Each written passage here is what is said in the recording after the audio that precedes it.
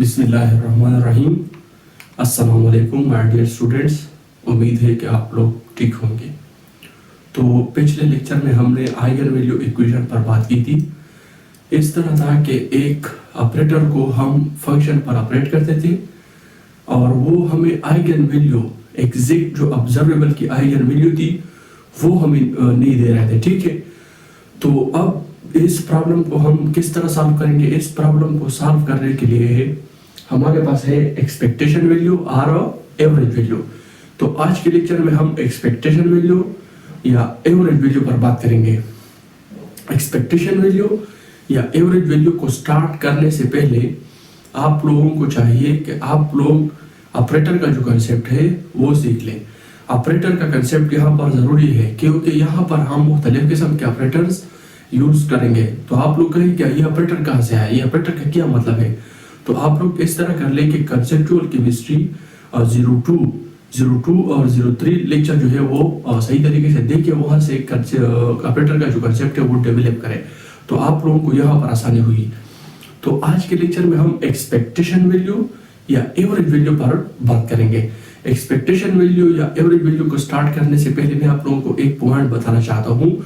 वो पॉइंट ये कि हम एवरेज वैल्यू या एक्सपेक्टेशन वैल्यू हम क्यों पढ़ते हैं या क्यों यहाँ पर इसकी तरफ आते हैं। तो लेट्स सपोज मैं आप लोगों को एक ऑपरेटर उठाता हूँ। लेट्स सपोज ये एक ऑपरेटर है ए और मैंने फंक्शन लिया है साई। लेट्स सपोज मैंने लिया है साई। जब मैं एक ऑपरेटर को इस फंक्शन पर ऑपरेट करता हूं तो ये हमें देता है ए साई। लेट्स सपोज मैंने ये एक ऑपरेटर लिया है और एक फंक्शन लिया है। जब मैं इस ऑपरेटर को इस फंक्शन पर ऑपरेट करता हूं तो ये मुझे ये आइगन वैल्यू देती है। ये आइगन वैल्यू है। क्या है? Eigen value.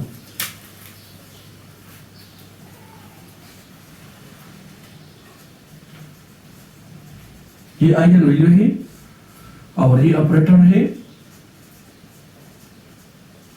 Operator of the observable, operator of the observable, और ये फंक्शन है और ये आइगन फंक्शन।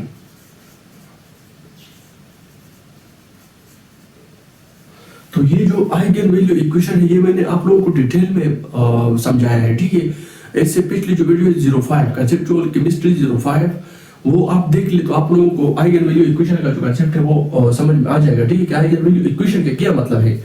तो लेट्स सपोज मैंने ये एक ऑपरेटर इस फंक्शन पर ऑपरेट किया है, इसने मुझे वैल्यू दी है आइगन वैल्यू ये और ये है आइगन फंक्शन। लेट्स सपोज बात को गौर से सुने। ठीक है, बात को गौर से सुने। लेट्स सपोज ये एक ऑपरेटर है, ठीक है, और ये एक फंक्शन है। लेट्स सपोज ये ऑपरेटर ये में ऑब्जर्वेबल की मोमेंटम जो है, मोमेंटम ये एक ऑब्जर्वेबल है मोमेंटम। मैं इसकी आइगन वैल्यू जो है फाइंड करना चाहता हूं। Eigen value let's suppose momentum की आइगन वैल्यू है 15। मैंने क्या कहा? मैं आप लोगों को बता रहा हूं कि लेट्स सपोज मोमेंटम की आइगन वैल्यू है 15 और जब मैंने इस ऑपरेटर को इस फंक्शन पर ऑपरेट किया तो उसने मुझे दी 14 आइगन वैल्यू। तो इसका मतलब ये है कि जब मैंने ऑपरेटर को फंक्शन पर ऑपरेट किया तो उसने मुझे आइगन वैल्यू दी 14। एक्चुअल में जो ऑब्जर्वेबल की वैल्यू है वो है 15। तो इसका मतलब ये है कि आइगन वैल्यू इक्वेशन आप लोगों को हमेशा जो है आइगन वैल्यू नहीं देती। आइगन वैल्यू इक्वेशन हमेशा आप लोगों को आइगन वैल्यू नहीं देती। तो एक ऑब्जर्वेबल की एग्जैक्ट आइगन वैल्यू को फाइंड करने के लिए हम कौन सा टॉपिक इस्तेमाल करते हैं, हम किस तरफ चले जाते हैं? हम चले जाते हैं एक्सपेक्टेशन वैल्यू या एवरेज वैल्यू। तो आज हम एक्सपेक्टेशन वैल्यू और एवरेज वैल्यू पर बात करेंगे। ठीक है,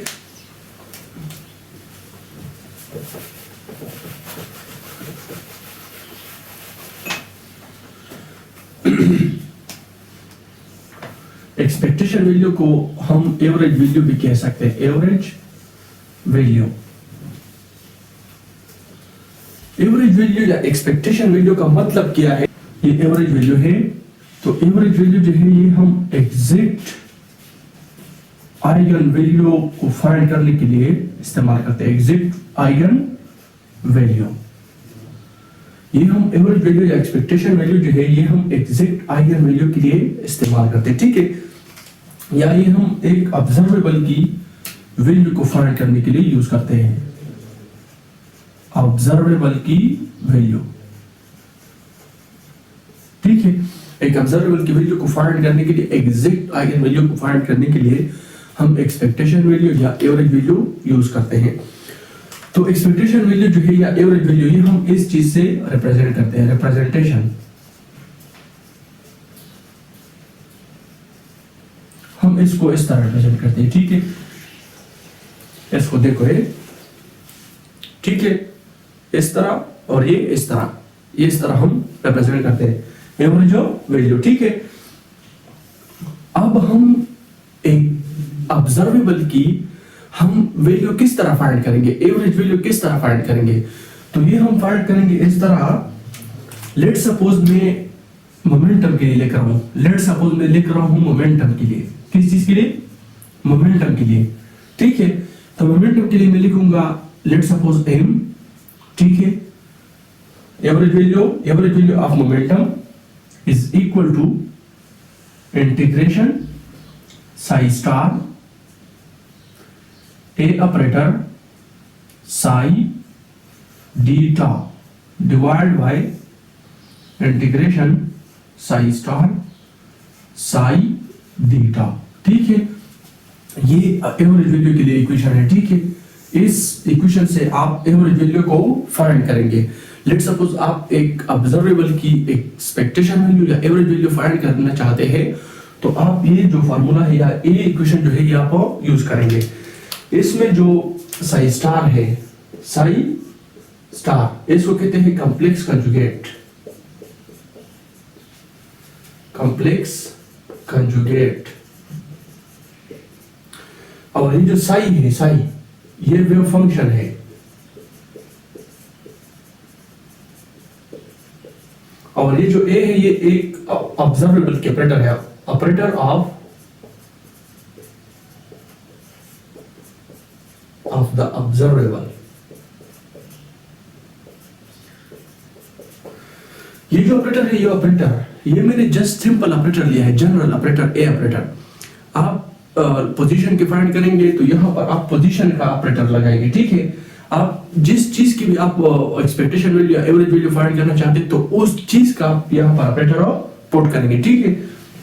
ये कॉम्प्लेक्स कंजुगेट है, ये फंक्शन है, ये ऑपरेटर ऑफ द ऑब्जर्वेबल है, ऑपरेटर। ये डीटा को हम कहते हैं वॉल्यूम स्पेस, ठीक है। ये बाद में आप लोगों को पढ़ाऊंगा कि डीटा का क्या मतलब है, ठीक है। लेट्स सपोज आप एक पोजीशन पर, एक पोजीशन पर आप फाइंड करना चाहते हैं, या टू पोजीशन पर एक पार्टिकल फाइंड करना चाहते हैं, या थ्री पे फाइंड करना चाहते हैं, तो ये मैं आप लोगों को समझाऊंगा, ठीक है, कि इसके लिए आप कौन सा मॉडल जो है वो फिर यूज करेंगे। लेकिन यहाँ पर आप सिर्फ एवरेज वैल्यू या एक्सपेक्टेशन वैल्यू पर फोकस करें। तो इस वैल्यू, इस फॉर्मूले से या इस इक्वेशन से आप एक एक्सपेक्टेशन वैल्यू या एवरेज वैल्यू जो है वो फाइंड कर सकते हैं, ठीक है। Psi star A operator psi d tau divided by psi star psi d tau, ये डिनोमिनेटर है, क्या है, डिनोमिनेटर। एक इंपॉर्टेंट बात, इंतहाई इंपॉर्टेंट बात है, इसको देखो, साई स्टार साई डीटा, ये जो डिनोमिनेटर है, ये वाला डिनोमिनेटर, ठीक है। अगर ये नॉर्मलाइज्ड हो,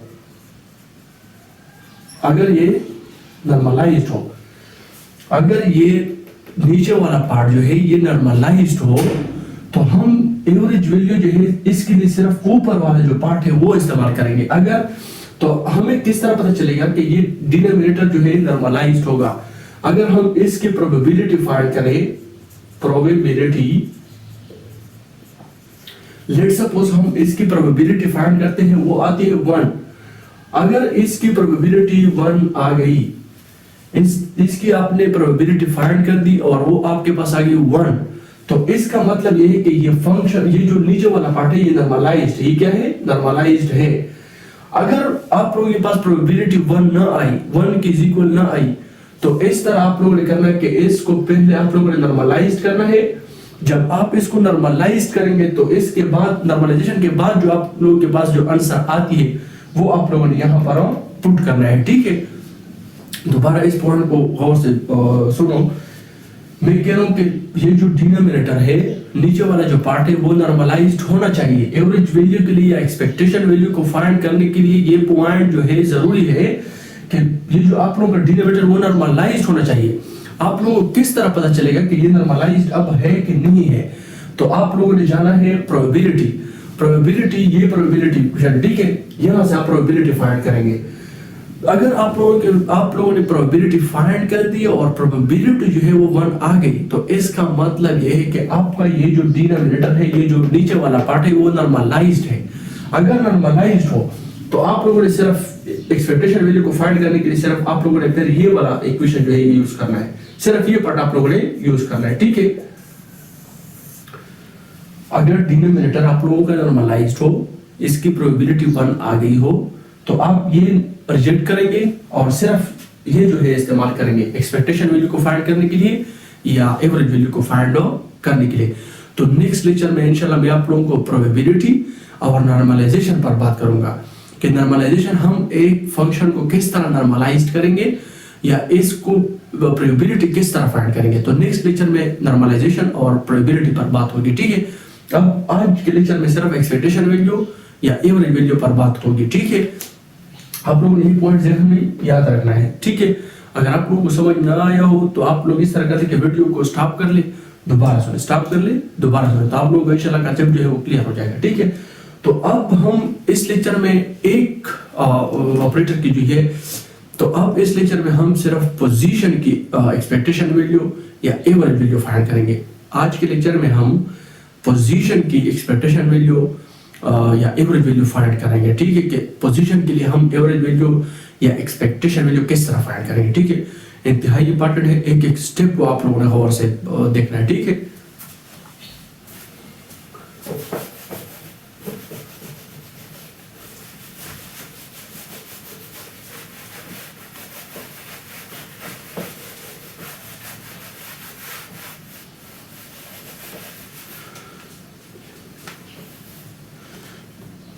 एक्सपेक्टेशन वैल्यू फॉर पोजीशन। अब पोजीशन के लिए हम एक्सपेक्टेशन वैल्यू जो है फाइंड आउट करते हैं।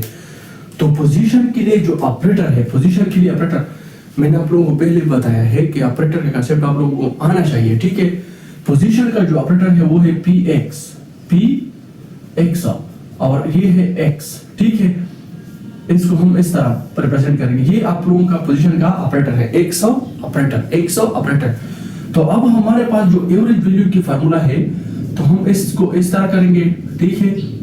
px ये एवरेज वैल्यू है इज इक्वल टू, इक्वेशन क्या था, इंटीग्रेशन साई स्टार।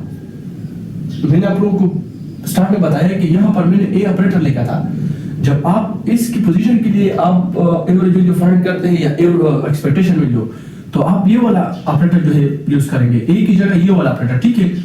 यहाँ पर था साइन, फिर था D tau divided by integration psi star Sai D tau. इस लेक्चर में पोजीशन के एवरेज वैल्यू को फाइंड करने के लिए लेट सपोज मैं ले रहा हूँ ये वाला जो पार्ट है, नीचे वाला पार्ट, ये मतलब कि ये नॉर्मलाइज्ड है। ये क्या है, नॉर्मलाइज्ड है। लेट सपोज मैं ले रहा हूं कि ये वाला पार्ट जो है बस नॉर्मलाइज्ड है, मतलब ये कि इसकी प्रोबेबिलिटी जो है 1 है, प्रोबेबिलिटी 1 आई है, तो इसका मतलब है कि नॉर्मलाइज्ड है। नॉर्मलाइजेशन को आप एक फंक्शन को किस तरह नॉर्मलाइज करोगे या किस तरह जो है प्रोबेबिलिटी फाइंड करेंगे, ये नेक्स्ट लेक्चर में आप लोगों को डिटेल में बताऊंगा, ठीक है। आज के लेक्चर में आप लोगों ने सिर्फ पोजीशन या एक्सपेक्टेशन वैल्यू पर आप लोगों ने तवज्जो देनी है, ठीक है। तो पोजीशन के लिए अब हम पोजीशन के लिए एक्सपेक्टेशन वैल्यू फाइंड कर रहे हैं। तो पोजीशन के लिए जो ऑपरेटर है वो ये है, ठीक है। ये ऑपरेटर मैंने यहाँ पर पुट किया है और नीचे जो है ये वाला पार्ट मैंने कंसीडर किया है। लेट सपोज कि ये नॉर्मलाइज्ड है।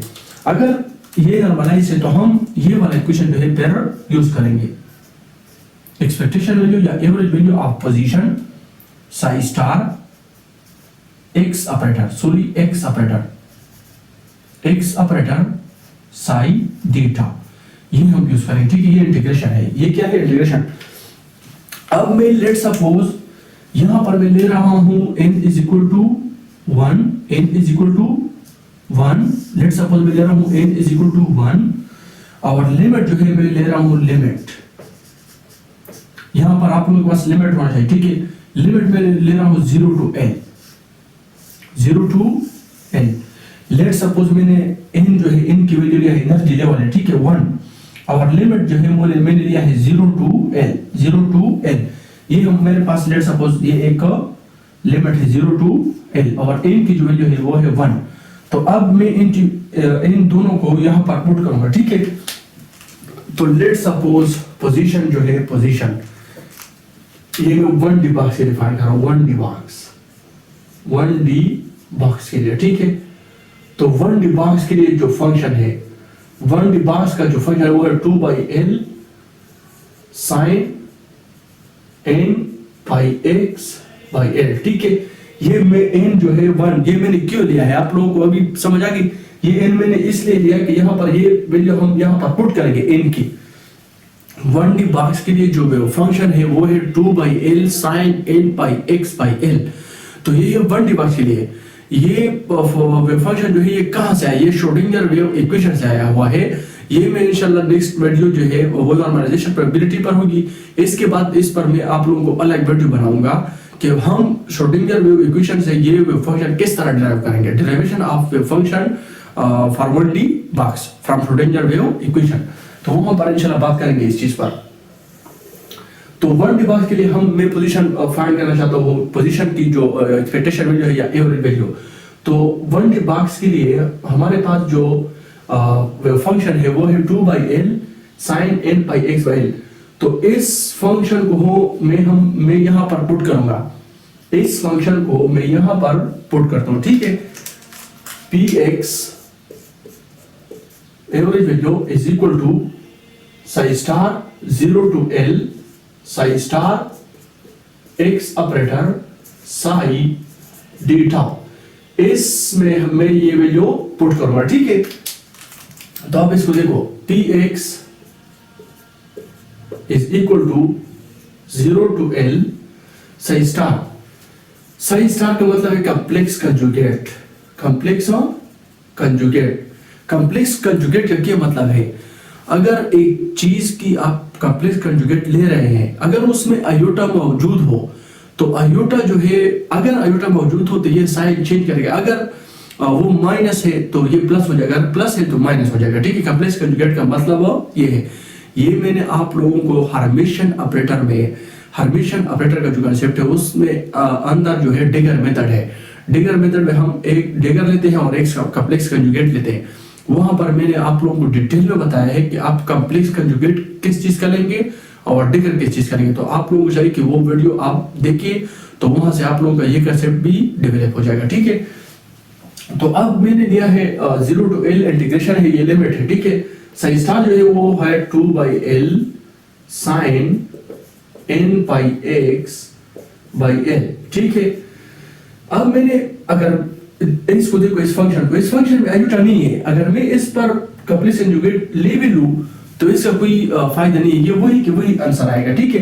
क्योंकि आयोटा है नहीं, अगर इस फंक्शन में आयोटा मौजूद होती तो ये कॉम्प्लेक्स कंजुगेट जो है इसकी साइन जो है चेंज करते, ठीक है।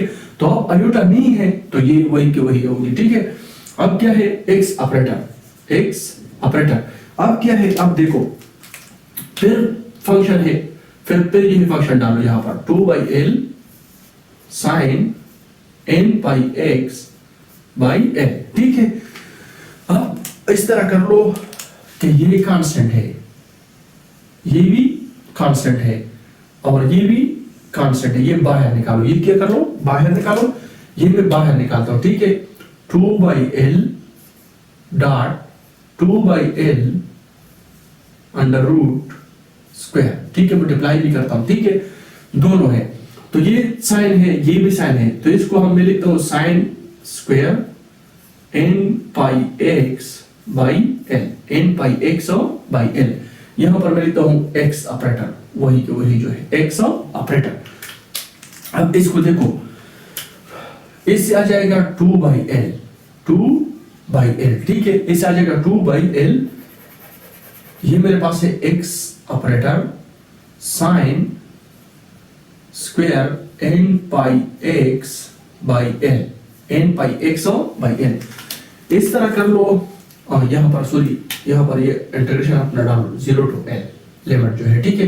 अब इसको देखो 2 बाई एल अपनी जगह लिखो, 2 by L 0 to l x operator sine square n जो है n। अब इस देखो n की वैल्यू क्या है, n की वैल्यू है 1, n की वैल्यू है 1। तो इसको यहाँ पर पुट कर दो। जब मैं इस यहाँ पर 1 पुट करता हूँ तो इससे आ जाएगा पाई x by L, pi x by L. तो अब आप लोगों ने यहाँ पर गौर से सुनना है कि हमारे पास आती है, इसको नोट कर लो। तो अब हमारे पास आती है कि 1 cos square theta, cos square 2 theta, ये बराबर है 1 माइनस 2 साइन स्क्वायर थीटा, ये इसके बराबर है, ठीक है। इससे मैं साइन स्क्वायर की जो वैल्यू है पुट फाइंड करूंगा, तो ये आ जाएगा 2 sine square theta is equal to, ये आ जाएगा 1 minus cos 2 theta, 1 minus cos 2 theta. तो मैं साइन स्क्वायर थीटा की वैल्यू फाइंड कर रहा हूं, तो ये आ जाएगा sine square theta, sine square theta is equal to 1 minus cos 2 theta divided by 2। दोनों साइड को मैंने 2 पर डिवाइड किया, ठीक है, ये यहां से कैंसिल हो जाएगा। तो मेरे पास आ गई value sine square theta is equal to 1 minus cos 2 theta divided by 2। तो ये वैल्यू मैं यहां पर पुट करता हूं, ठीक है, ये वैल्यू मैं यहां पर पुट करता हूं, ठीक है। साइन स्क्वायर जो है ये थीटा है, ये क्या है, ये जो पोर्शन है ये थीटा के बराबर है, ठीक है यहां पर। तो अब इसको देखो, नेक्स्ट जो स्टेप है, नेक्स्ट स्टेप में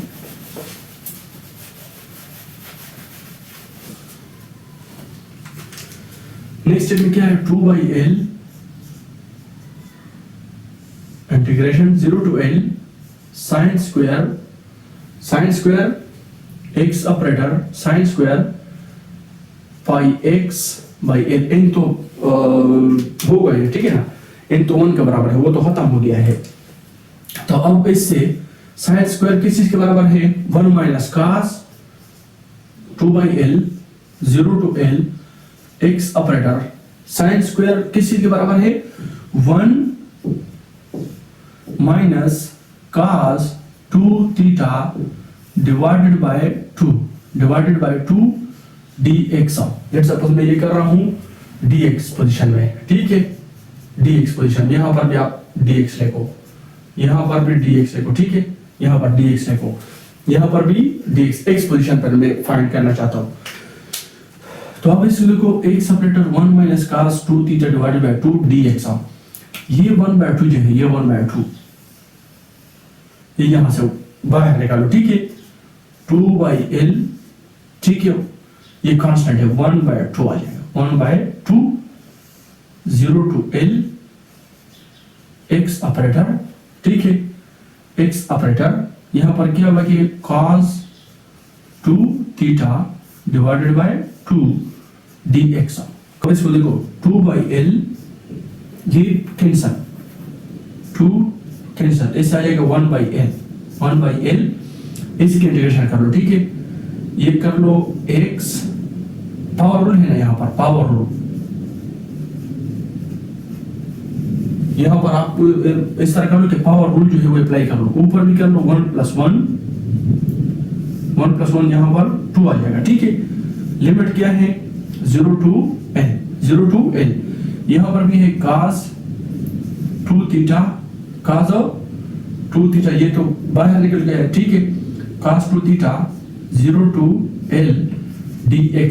और थीटा की वैल्यू मैंने आपको बताया कि थीटा यहाँ पर बराबर है पाई x बाई l, ये यहाँ पर पुट करो 1 बाई l, ये l है x स्क्वायर आ जाएगा, x square divided by 2 0 to l, ठीक है। ये cos अपनी जगह है, cos 2 थीटा की जगह ये वैल्यू पुट कर लो, theta is equal to pi x by l, pi X by L, 0 to L, 0 to L। अब देखो इसके बाद नेक्स्ट स्टेप में देखो,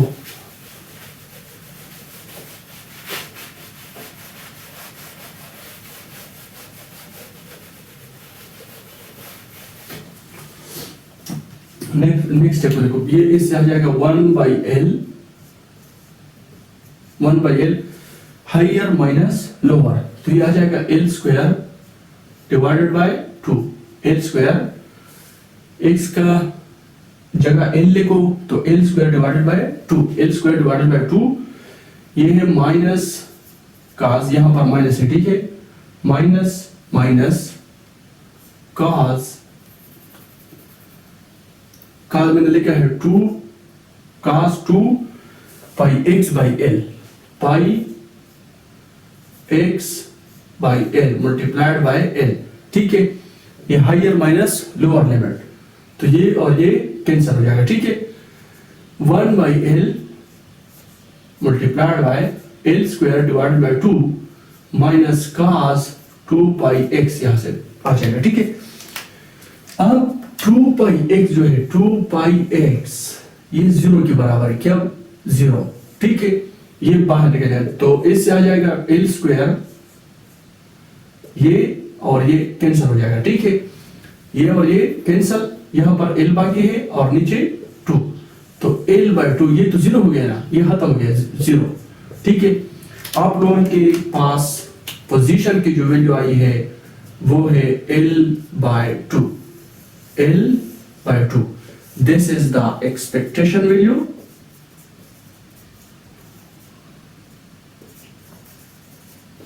or average value. Average value, ठीक है। तो ये था आज का लेक्चर एक्सपेक्टेशन वैल्यू पर और एवरेज वैल्यू पर।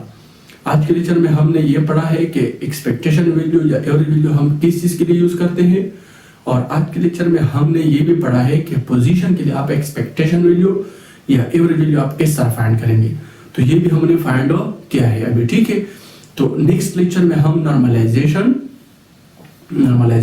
और प्रोबेबिलिटी पर बात करेंगे कि हम एक फंक्शन को किस तरह नॉर्मलाइज करेंगे, वो इंपॉर्टेंट टॉपिक है, क्योंकि यहाँ पर हमने देखा है ना नीचे जो डेरिवेटिव के वो नॉर्मलाइज्ड है, मैंने तो कंसीडर किया था कि नॉर्मलाइज्ड है, अगर नॉर्मलाइज नहीं हो तो आप किस तरह नॉर्मलाइज करेंगे, तो ये भी मैं नेक्स्ट वीडियो में आप लोगों को इंशाल्लाह सिखाऊंगा कि किस तरह आप एक फंक्शन को नॉर्मलाइज करेंगे।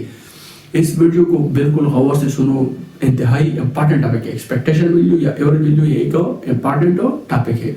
तो नेक्स्ट लेक्चर में इंशाल्लाह हम नॉर्मलाइजेशन और प्रोबेबिलिटी पर बात करेंगे, ठीक है। आप इस तरह कर ले कि इस टॉपिक को बिल्कुल गौर से सुने। अगर आप लोगों को ये वीडियो जो है अच्छी लगी हो तो आप इस तरह कर ले कि अपने फ्रेंड्स के साथ भी ये वीडियो शेयर कीजिए, ठीक है। Thank you, Allah Hafiz.